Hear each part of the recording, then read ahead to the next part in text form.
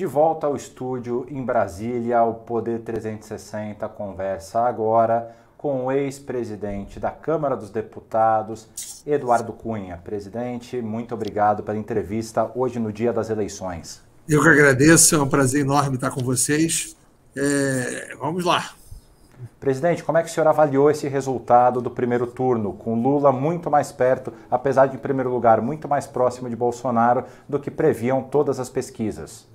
É a falência das chamadas empresas de pesquisas da maneira como estavam fazendo, né? Porque a gente assistiu uma semana com diferenças absurdas, 15 pontos, 17 pontos entre Lula e Bolsonaro, que a gente via nas ruas que isso não estava acontecendo. É preciso que a gente regulamente as pesquisas, a divulgação. Eu até tive já a oportunidade de escrever sobre isso no Poder, e não dá para a gente não ter uma condição de que a gente tenha uma metodologia avaliada, que tem a obrigação de ter um estatístico em cada isso, com a profissionalização conhecida.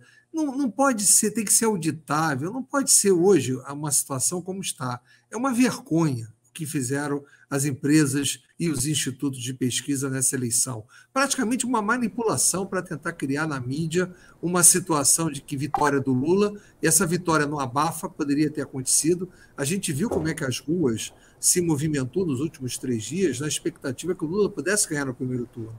Então, esse constrangimento provocado por essa manipulação da pesquisa, ele tem que ter uma revisão desse processo. E te digo mais, o Lula acabou saindo como grande derrotado da eleição de hoje, apesar de numericamente ter saído na frente. Porque essa diferença de 4, 5 milhões de votos, ela tira com muita tranquilidade da eleição, como estavam falando aí, dos estados do Sudeste. Tanto São Paulo, as pesquisas também erraram com relação ao Haddad e o Tarcísio. E o Tarcísio saiu fortemente na frente, ele praticamente ganhou a eleição em São Paulo, porque isso vai arrastar o Bolsonaro em São Paulo, que a eleição em São Paulo ficou nacionalizada. Minas Gerais vai ser outra possibilidade de reversão. O Rio de Janeiro, com a liquidação em primeiro turno da eleição do Cláudio Castro, também vai virar uma situação que o PT vai ter muita dificuldade de conduzir a campanha por aqui. Então, eu entendo, viu, que essa eleição, na minha opinião, ela vai ser uma eleição, vai acontecer pela primeira vez aquilo que não aconteceu em nenhuma das eleições presidenciais. Aquele que sai em segundo lugar no primeiro turno vence a eleição, porque todas as outras eleições, sempre quem saiu em primeiro lugar venceu a eleição. Também, nem todos os presidentes ganharam a reeleição. Então, nós temos esse conflito hoje. E, na minha opinião, o que vai valer é o presidente ganhar a reeleição. Presidente, e uma dúvida em relação à campanha pela reeleição do presidente Jair Bolsonaro. O senhor está citando um cenário extremamente favorável para ele nessa campanha de segundo turno. Há riscos a serem evitados pela campanha de Jair Bolsonaro? Há coisas que ele não deve fazer, coisas que podem ser feitas e que não levem a esse resultado que o senhor está prevendo? Olha, como a eleição basicamente vai ser decidida no Sudeste, porque a diferença que o Lula põe no Nordeste, dificilmente o Bolsonaro vai conseguir diminuir ou reverter. Então, a eleição, onde tem o palco para vir a eleição a favor do Bolsonaro, é o Sudeste. Então, a concentração da eleição será no Sudeste, não há a menor dúvida com relação a isso. E, principalmente, aquilo que eu sempre disse, São Paulo decide a eleição. É só você pegar o resultado de hoje, o Lula vencendo em São Paulo. Se o Bolsonaro vencer, será o contrário. É só reverter São Paulo que a eleição muda. Então, o que nós precisamos fazer é o seguinte: Bolsonaro não pode cometer erros. Entre os erros, tem que falar o menos possível, tem que se posicionar menos possível, tem que ter menos polêmica. Bolsonaro ficando um pouco mais quieto, empurrando com a barriga o resto dos dias da eleição. E outra coisa, nós vamos ter, porque a polarização ela estava muito acentuada, mas o acirramento da polarização só se deu basicamente nessa semana. Por quê? Ainda havia outros candidatos, ainda havia as eleições de governador, havia as eleições de deputados. Então, tudo isso disfarçava um pouco o problema da rua. Agora a eleição vai ficar concentrada entre Bolsonaro e Lula, e somente o segundo turno de alguns estados. E, basicamente, onde vai ter segundo turno é onde pode mudar a eleição, que é São Paulo. E aí, o Tarcísio saindo na frente. Quer dizer, o Bolsonaro, se souber administrar essa campanha, um pouquinho de sabedoria, falando menos, evitando polêmica, será o suficiente para ele vencer a eleição, na minha opinião. E, presidente, os resultados que a gente viu da eleição de senadores mudam um pouco a cara do Senado. Diversos candidatos de direita, eu cito alguns, Hamilton Mourão, em São Paulo, o astronauta Marcos Pontes, só para citar dois de estados bastante relevantes, acabaram vencendo. Eles são todos apoiadores de Bolsonaro. Em uma eventual vitória de Bolsonaro, o que isso significa? E replico a mesma pergunta, em uma eventual vitória de Lula, o que isso significa? Bom, é claro que a composição do Senado ela alterou a favor do Bolsonaro em função do resultado, como vocês viram. É claro que o Bolsonaro estava sem governabilidade do Senado nesse segundo biênio do mandato dele, depois da eleição do Rodrigo Pacheco. Ele havia acertado a Câmara e havia perdido a maioria do Senado. Agora ele vai recuperar essa maioria do Senado se ele for reeleito. É claro que a renovação foi de 1/3 das cadeiras. Se tivesse sido uma renovação de 2/3, talvez o impacto fosse muito maior e a gente pudesse ainda ter um tipo de reviravolta. Mas eu não tenho dúvidas que o Bolsonaro terá um segundo mandato com muito mais facilidade para resolver no Congresso do que teve até agora. Eu peço um minutinho de interrupção da nossa entrevista, presidente, só para anunciar uma informação bastante relevante.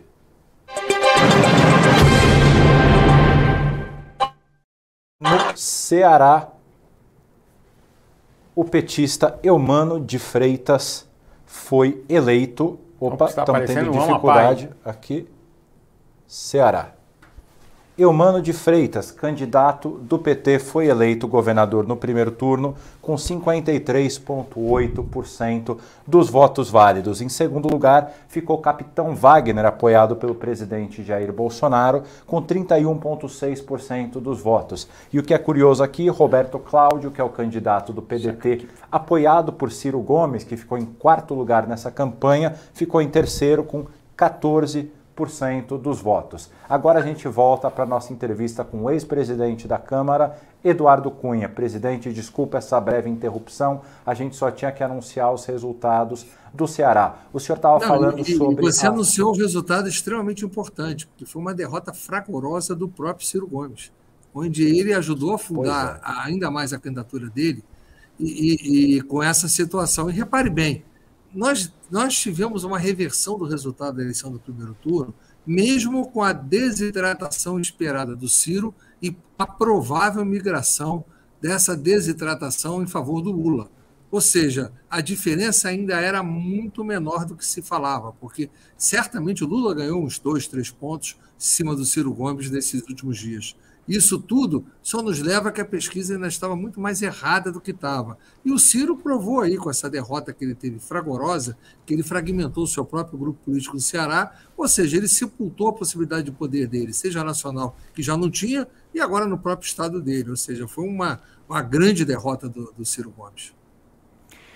Presidente, o senhor mencionou dos erros ou do que o Bolsonaro deve evitar nessa campanha do segundo turno.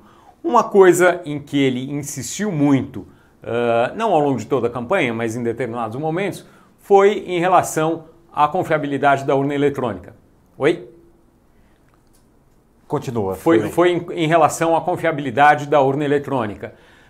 Isso é algo que ele deve evitar? O senhor acha que isso tende a ser retomado nessa campanha do segundo turno ou não? Olha, eu acho que tem que evitar, até porque ele vai ganhar a eleição sem essa polêmica ou não. É claro que muitos episódios aconteceram hoje que merecem uma reflexão. Por exemplo, as filas enormes que tiveram nas urnas mostrou algum problema ali técnico. Eu mesmo, quando fui votar em São Paulo, o método que estava sendo utilizado não estou falando de fraude, não, estou falando de complexidade. O método que foi usado, que eu tinha que testar minha biometria, que não estava coletada 4 vezes, para depois de me liberar o sistema, fez com que tivesse uma fila enorme. Ou seja, existem sim alguns problemas nas urnas eletrônicas, que, como tudo que é eletrônico, tem problema e acaba tendo que ser mudado. O Bolsonaro deve evitar isso. Eu acho que a gente tem que focar na eleição.